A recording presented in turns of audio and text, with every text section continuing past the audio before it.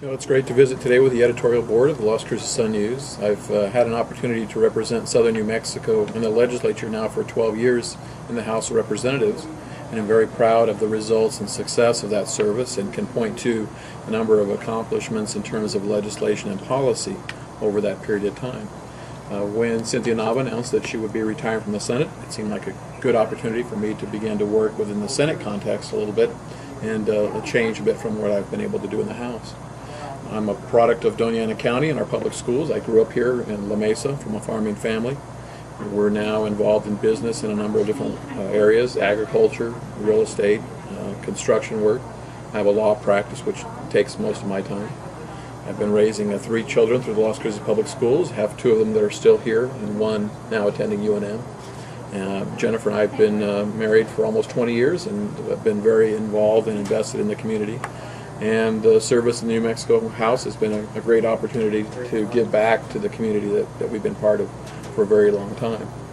The Senate should be a great challenge. There are many diverse interests in the Senate, as there have been in the House.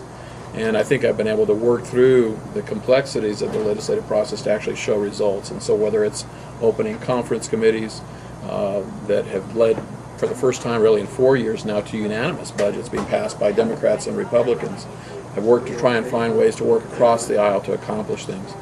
Whether it's transparency legislation, ethics, whistleblower legislation, legislation to try and recover monies inappropriately used against taxpayer interests. All of those things have been legislation that haven't been given very much chance, but I've been able to do. And now on this ballot, even reforms of the PRC, which again were vigorously opposed in the last session, but ultimately I managed to get through and get passed. I'd like to be able to continue doing that for southern New Mexico. I start with an introduction. I'm Brett Preston, Republican running for State Senate. Thank you for having me here today. 53. I wasn't called or asked to run for this office. This was done out of a sense of urgency because of the imminent problems that I see and opportunities I see for southern New Mexico that can be handled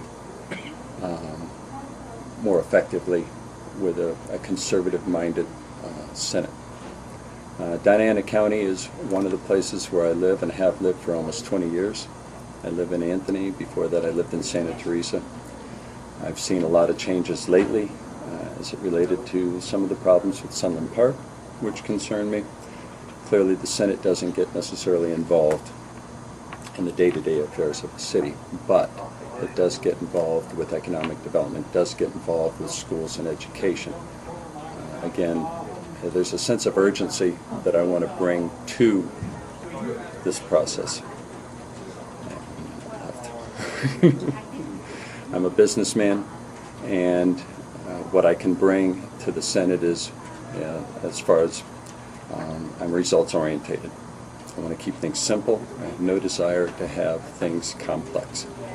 Deregulation of